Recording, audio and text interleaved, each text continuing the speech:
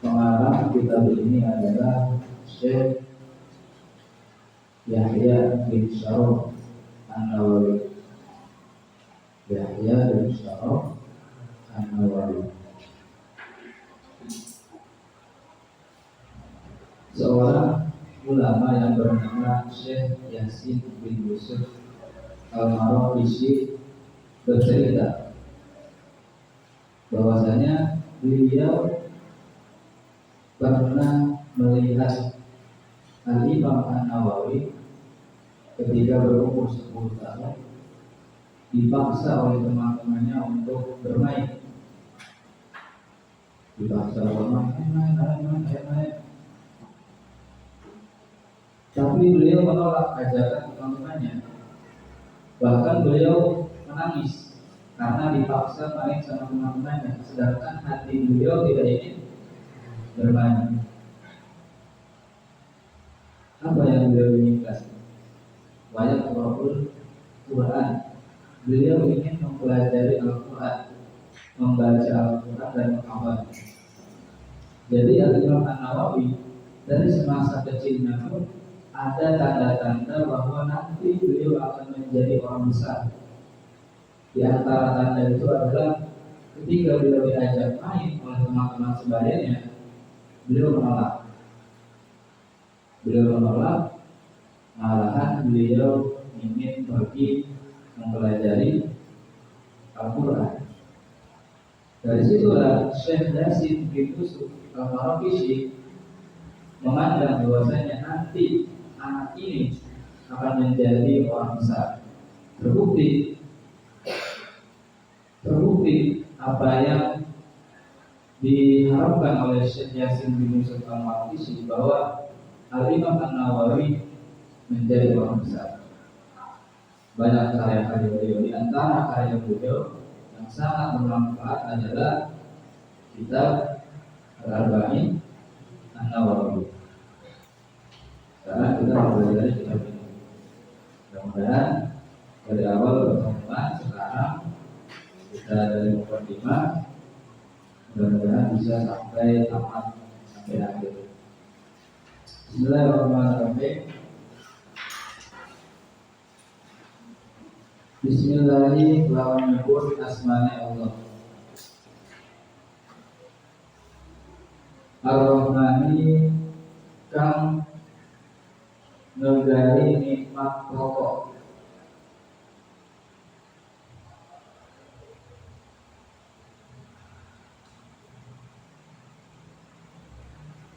Ar-Rahimi kang negari nikmat cabang.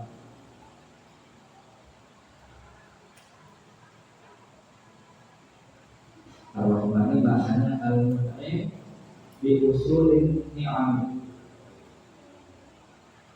zat yang memberi nikmat pokok. Ar-Rahimi adalah al-mun'im bi furu'in ni'am atau bi daqa ni'am, yang memberi nikmat cabang. Nikmat pokok contohnya seperti apa? Akal. Kita diberi akal, nikmat pokok. Tapi kalau akal kita tajam, akal kita cerdas, maka itu merupakan nikmat cabang.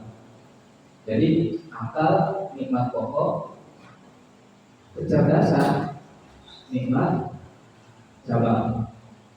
Berarti akal yang menjadi nikmat pokok adalah lahir, diberikan dari Allah yang Maha Rahman, karena Allah memberi nikmat pokok. Sedangkan kecerdasan akal itu lahir dari sifat rohimnya Allah. Karena rohim, apa adalah rohim? Yang memberi nikmat cabang. Alhamdulillah dari sekabeh puji. Billahi itu tetap kedua Allah.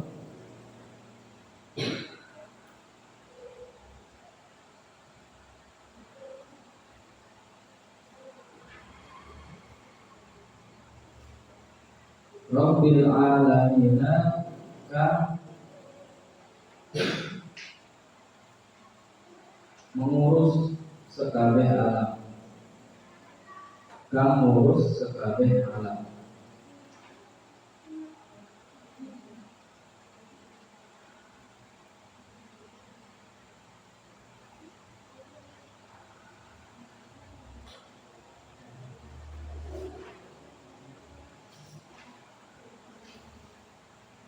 Qayyumis samawati wal ardina. Qayyumis samawati kang mengurus, kang mana mengurus. Qayyumis samawati kang maha mengurus bira-bira langit. Wal ardina lan bira-bira lapis tanah. Wal ardina lan bira-bira lapis tanah. Qayyum dilihat dari segi ilmu gramatika bahasa Arab, nahwu, sorof, termasuk siwak mubalaghah min abniyatil mubalaghah. Wa yumun asalnya fa'ulun qayyumun yang di halaman maksud ya. Saya ulang lagi. Nah, qayyumun asalnya qayyumun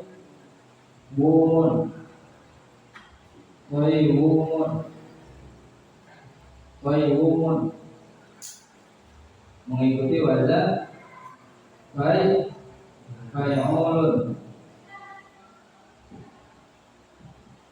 fa'ulun. Kemudian waw ini diganti dengan iya. Jadi apa? Qayyumun.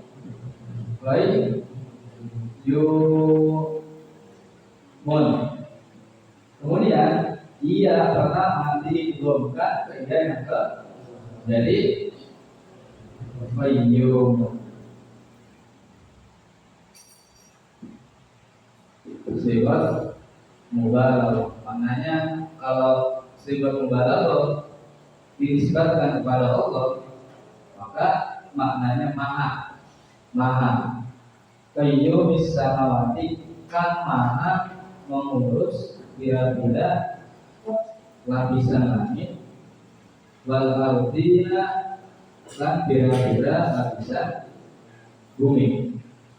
Jadi seluruh kehidupan yang berada di lapisan langit, dari langit pertama sampai langit ketujuh, dan seluruh kehidupan yang berada di 7 lapisan bumi, itu Allah yang mengurus.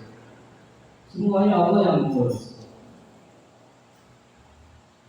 Karena mengurus hal yang besar itu, maka Allah disebut maha mengurus. Karena Allah mampu mengurus hal yang sangat besar seperti itu, mengurus 7 lapis langit dan mengurus 7 lapis bumi, maka Allah disebut maha mengurus, maha mengatur atau maha mengurus. Mudabbirul khalaiqi, ditegaskan lagi, mudabbir maknanya sama, mengurus. Mudabbirul khalaiqi kan mengurus bira-bira makhluk.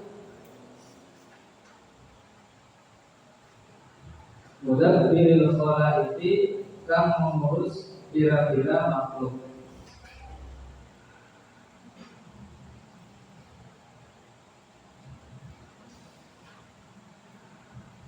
Ajma'ina tegese sekabeh. Ajma'ina tegese sekabeh. Ajma'ina tegese sekabeh. Allah mengurus. Makna Allah mengurus berarti Allah memberi nikmat. Allah memberi nikmat ke seluruh makhluk. Allah memfasilitasi seluruh makhluk, baik yang taat kepada Allah ataupun yang durhaka kepada Allah. Jadi Allah mengurus semuanya, dari mulai yang taat sampai yang durhaka pun Allah urus. Beda dengan kita. Kita kalau berbuat baik pasti pilih-pilih orang. Benar ya? Kita buat baik, kita pasti pilih-pilih orang. Siapa nih yang ngajak kita baiki? Tentunya yang kita baiki adalah orang yang baik ke kita. Kalau orang yang jahat ke kita atau orang yang gak senang ke kita, apa yang kita baik-baikin? Rugi kita. Kita ngebaikin dia, dia malah jahat juga. Makanya kita nggak bisa disebut maha baik, maha pemberi, nggak bisa, karena kita memberinya masih pilih-pilih, betul, masih pilih. Sedangkan Allah memberinya itu tidak pilih-pilih. dari mulai makhluk yang taat kepada Allah dan makhluk yang paling durhaka kepada Allah, Allah kasih nikmat kepada mereka. Ajma'in ditegaskan. Apa ajma'in itu dalam ilmu nahwu? Masuk ke apa? Ke tauhid. Apa arti tauhid? Menguatkan atau menegaskan dengan setegas-tegasnya bahwa Allah itu mengurus seluruh makhluk, baik makhluk yang taat ataupun makhluk yang tidak taat kepada Allah, tanpa pilih. Maka Allah disebut Maha Mengurus, Maha Pemberi. Kenapa? Karena mengurusnya Allah, memberinya Allah tanpa pilih. Ya, lanjut. Ba'ithir rusuli, kang mengutus pira-pira rasul.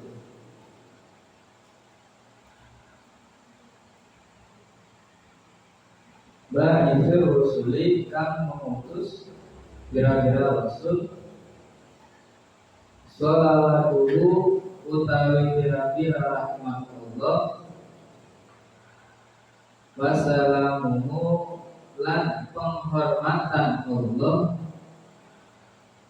alaihim iku moga tetep ingatase rusul. Rusul itu jamak taksir. Mufradnya apa mufradnya? Rasulun mufradnya. Kemudian dijamak dengan bentuk jamak taksir. Apa pengertian jamak taksir? Taghayyara binahi kalimat yang berubah dari bentuk mufradnya. Rasulun kalimat yang berbentuk mufrad atau isi mufrad, kemudian dirubah menjadi bentuk jamak taksir menjadi rusulun. Jadi rusulun.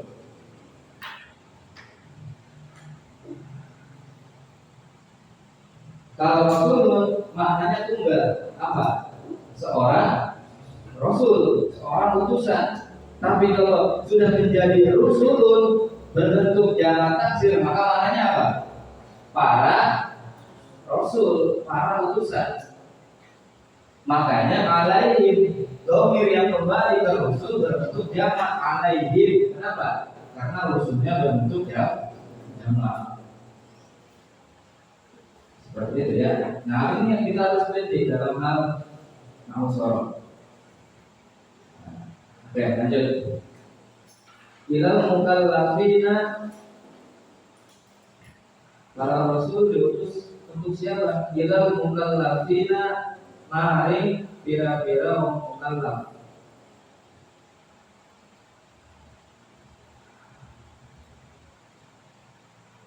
Tujuannya untuk apa? Di hidayatihim, kedua nuduhaken mukallafina. Di hidayatihim, kedua nuduhaken mukallafina. Pernah dengar ayat wa ma arsalnaka illa rahmatan lil alamin? Pernah dengar ya? Pernah kan? Wa ma arsalnaka illa rahmatan lil alamin. Coba, wa ma arsalnaka illa rahmatan lil alamin. Ada yang tahu artinya?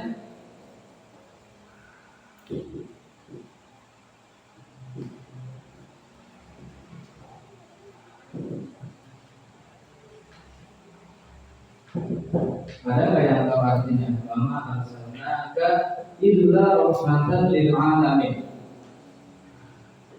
Dan tidaklah kami mengutusmu, wahai Muhammad, kecuali sebagai rahmat, sebagai kasih sayang lil alamin, untuk seluruh alam. Berarti Allah mengutus Rasul, Allah mengutus para Rasul tujuannya untuk apa?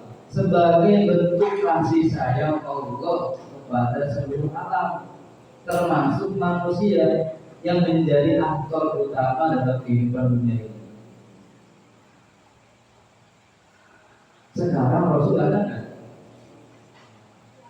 Sekarang Rasul ada nggak? Nggak ada. Terus siapa yang diutus sama Allah untuk memberi petunjuk kepada seluruh makhluk, memberi petunjuk kepada manusia? Siapa? Gimana tuh hadisnya? Al-ulama'u salah satu anbiya. Para ulama adalah pewaris para nabi, para rasul. Apa yang diwariskan dari para rasul untuk ulama? Ilmu. Warisan termulia itu adalah ilmu. Karena ilmu lah yang diwariskan dari para nabi untuk para ulama. Berarti ulama yang menjadi pengganti tugas para rasul, yang meneruskan tugas para rasul juga sama sebagai rahmat. Sebagai rahmat bagi seluruh alam. Kalau di suatu daerah, suatu kampung ada ulama, maka Allah sayang terhadap daerah itu supaya daerah itu tidak tersesat. Betul kan? Kalau ada suatu rumah, dalam satu keluarga di rumah ada satu yang paham agama, tandanya apa? Allah sayang terhadap orang yang ada di rumah, supaya orang yang paham agama mengajari orang yang ada di rumah. Seperti itu. Jadi ulama adalah salah satu kasih sayang dari Allah. Allah memutus ulama kepada kita. Allah mendatangkan ulama kepada kita. Tujuannya apa? Tujuannya untuk karena Allah sayang kepada kita. Supaya kita tidak tersesat. Seperti itu ya. Lanjut.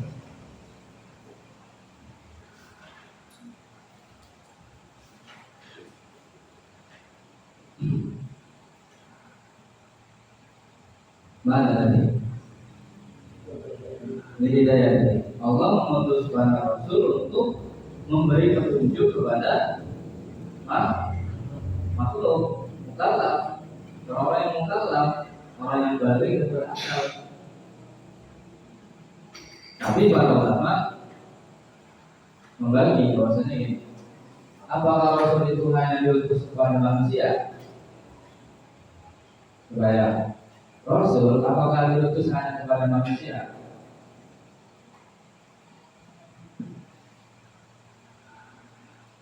Adakah bangsa lain?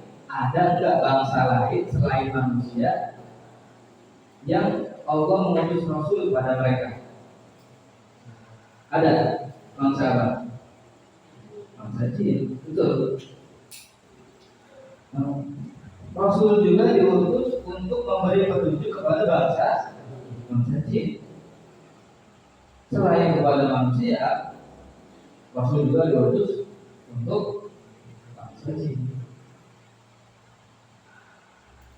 Supaya mereka tidak tersesat, tidak mengikuti bapaknya, siapa? Iblis. Begitu kan? Terlihat? Ya. Supaya benar. Biarin dah bapaknya mah geblok deh. Yang penting mah anaknya jangan geblok, gitu kan? Udah tahu Iblisnya geblok. Masa anak-anak yang orang geblok? Makanya Allah mengutus Rasul untuk bangsa jin.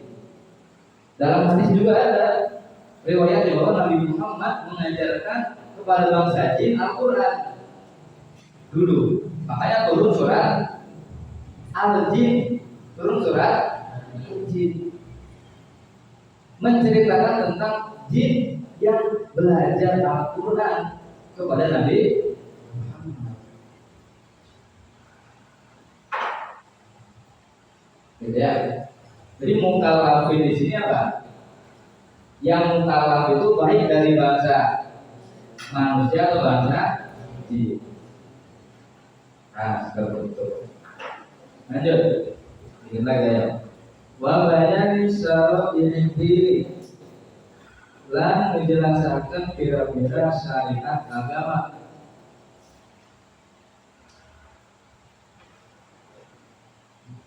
Lan menjelaskan kira-kira syariat agama.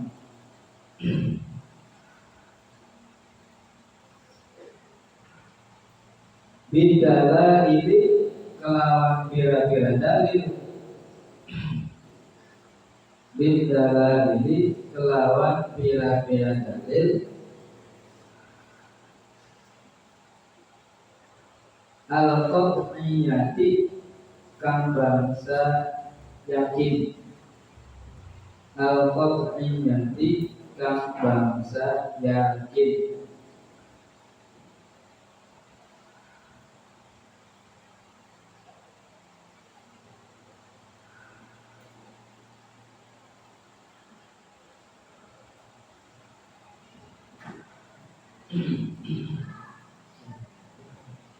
Dalail itu jamak sama dengan taksir dalail itu ya. Dalail, dalail, dalail. Ada yang tahu nggak bentuk mufradnya dalail? Apa? Dalail kan bentuk jamak taksir. Gimana tuh bentuk asalnya, bentuk mufradnya gimana? Dan dalil, dalil dijamak dengan bentuk jamak taksir jadi dalail. Kalau dalil maknanya tunggal. Apa arti dalil? Dalil satu dalil. Kalau dalail, dalil, dalil berarti dalilnya banyak. Berapa adalah ini? Kalau di sini ada syaratnya. Dalil atau dalil terbagi menjadi dua. Ada dalil yang bersifat nakli, ada dalil yang bersifat akli, akliyun. Ada dalil nakli, teks, nakli itu teks. Apa isi dari dalil nakli? Al-Quran. Coba lagi. Ini apa ini? Kita apa ini? Hadis dari Al-Quran. Hadis. Coba lagi. Ijma sama qiyas. Terus ya.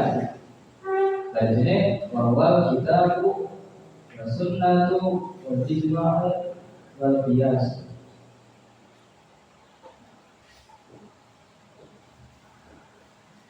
Ya, ini dari nakli itu berbagi menjadi 4. Yang pertama Al-Quran, hadis, ijma', qiyas. Ada dalil akli. Kalau dari akli itu dalil yang bersumber dari akal. Kalau dari takli, dalil yang bersumber dari 3 ini, dari 4 ini, Al-Quran, hadis, ijma'. Nanti kalau ditanya apa yang dimaksud dalil nakli, maka jawabannya dalil yang bersumber dari Al-Quran, hadis, ijma', qiyas. Apa yang dimaksud dalil akli? Dalil yang bersumber dari akal. Dari akal.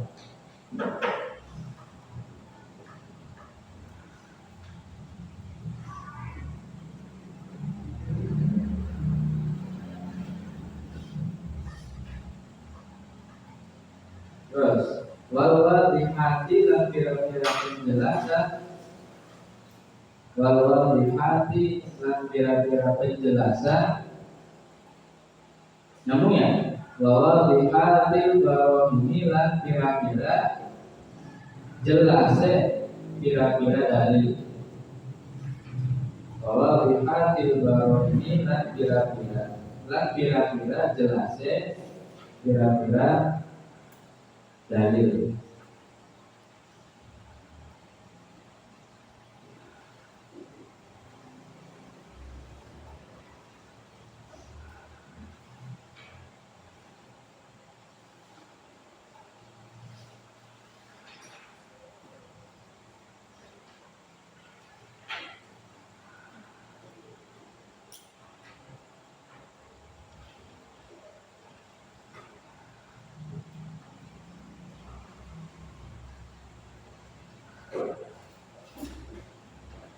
Ahmadu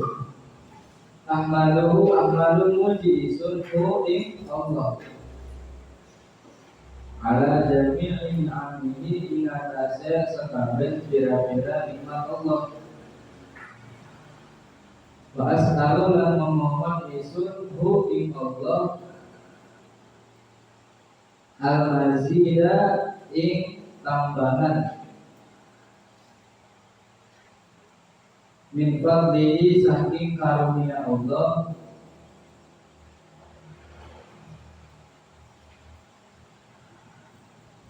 wa karamihi lan kemuliaan Allah atau kedermawanan Allah. Karom. Jadi orang mulia itu, orang dermawan itu pasti mulia. Jadi akan karom asal filmannya itu karuma. Karuma itu apa? Mulia. Tapi di sebagian mana karuma itu bukan mulia artinya, tapi apa? Dermawan. Jadi karuma itu maknanya banyak. Karuma itu maknanya banyak. Ada maknanya mulia, ada yang maknanya dermawan. Tapi ada hubungan antara mulia dan dermawan. Itu apa? Orang dermawan itu orang yang memuliakan orang lain, orang yang memberi orang lain sehingga dia dimuliakan menjadi orang yang mulia. Contoh gini ada, Andi sering ngasih orang baik, tanpa disadari Andi itu sudah menjadi orang yang mulia karena dia memberi orang lain. Kenapa para ulama dimuliakan? Karena para ulama banyak memberi ke orang lain, banyak jasa, banyak memberikan jasa kepada orang. Makanya dia dimuliakan. Semakin kita memberikan jasa, semakin kita memberikan banyak jasa kepada orang lain, maka semakin bertambah kemuliaan. Contoh seperti para pahlawan. Kenapa sampai sekarang dimuliakan namanya? Walaupun sudah tiada orang. Karena mereka telah memberikan jasa kepada kita, sehingga mereka dimuliakan. Artinya apa? Artinya antara makna mulia dan dermawan ini memiliki apa? Memiliki kaitan, memiliki hubungan. Ya.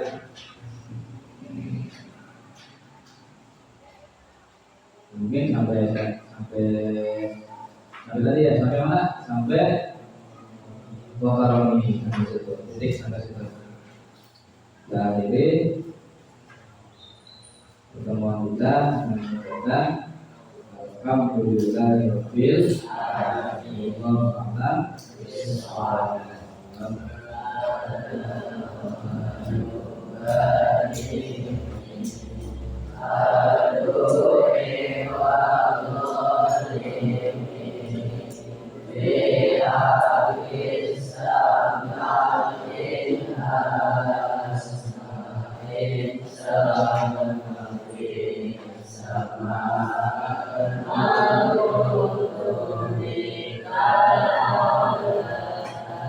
Amin.